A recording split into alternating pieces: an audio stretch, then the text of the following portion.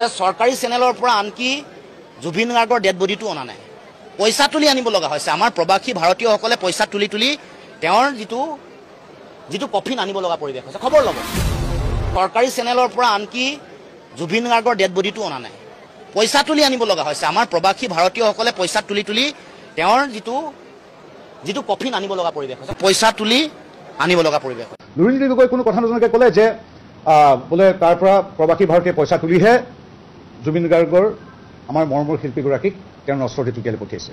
এইটো এটা গোকাত মিছা কথা, মানুহক বিভ্ৰান্ত কৰাৰ কথা।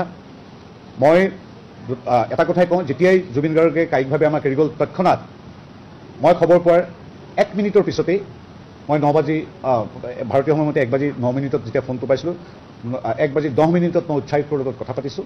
তাৎক্ষণিকভাৱে আমাৰ উচ্চায়ুক্তৰ এটা শক্তিশালী দল গৈ তাত শেষ তাৰ পৰা পঠিওৱা পৰ্যন্ত জুবিনক তাৰ কাষত আমাৰ উচ্চায়ুক্ত তথা দূতাবাসৰ বিষয়াসকল উপস্থিত আছিল। প্ৰথম কথা। দ্বিতীয় কথা, মুখ্যমন্ত্ৰী মহোদয় আমি দিল্লীত আছোৱেই, এজন প্ৰতিনিধি পঠিয়াই তেখেতক আমাৰ অসমলৈ লৈ আহিব পাৰিলেহেঁতেন, কিন্তু মুখ্যমন্ত্ৰী নিজে গৈ পুৱা 4:30 বজালৈকে তাত দিল্লী এয়াৰপৰ্টত তেওঁ উপস্থিত আছিল, যেতিয়ালৈকে জুবিনৰ নশ্বদেহটো আমি অসমলৈ লৈ উঠিবৰ বাবে বিমানত নুঠালৈকে। তাৰপিছত আহি পৰৱৰ্তী মুখ্যমন্ত্ৰী মহোদয় এইটো কৈছে যে আমাৰ ঘৰৰ ল'ৰাটোৰ ঠিক আছে, কেন্দ্ৰ চৰকাৰ, আমাৰ চৰকাৰ, দেশৰ চৰকাৰ, কিন্তু আমি ৰাজ্য চৰকাৰ প্ৰতিটো খৰচ বহন কৰিম। এতিয়া মই ক'লো দাদা আমাৰ উচ্চায়ুক্তসকলে কৰিছে, হ'লেও এখন চিঠিৰে জনাই দিয়া হওক মুখ্য সচিব যে প্ৰত্যেকটো জুবিন গাৰ্গৰ যিমান যি খৰচ আছে প্ৰত্যেকটো খৰচ আমি উঠাম।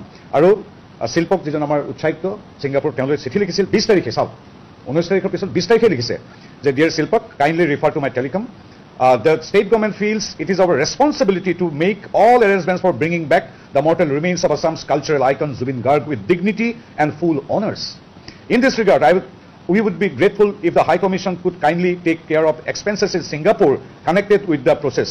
This may include ambulance, embalming, air tickets, visas, boarding, ভুল কথাৰে আমাক আক্ৰমণ কৰা। আৰু তেওঁলোকেতো দুখ নাই, তেওঁ কৈছে যে বোলে তাত কিবা পইচা তুলি আনিছে। চান্দাজীৱী এজন মানুহে যি ব্ৰেণ্ডেড কাপোৰ চান্দাৰে তুলি তেওঁ ৰাজনীতি কৰি আছে, চান্দাজীৱী মানুহ এজনৰ কনচেপ্টটো চান্দাই হ'ব সদায়। তেওঁ মগজত সোমাই গৈছে যে নাই তাত প্ৰবাসী ভাৰতীয় মানুহখিনিৰ পৰা চান্দা তুলি আমাৰ মৰমৰ শিল্পীজনক পঠিয়াই দিছে, তেনেকুৱা নহয়।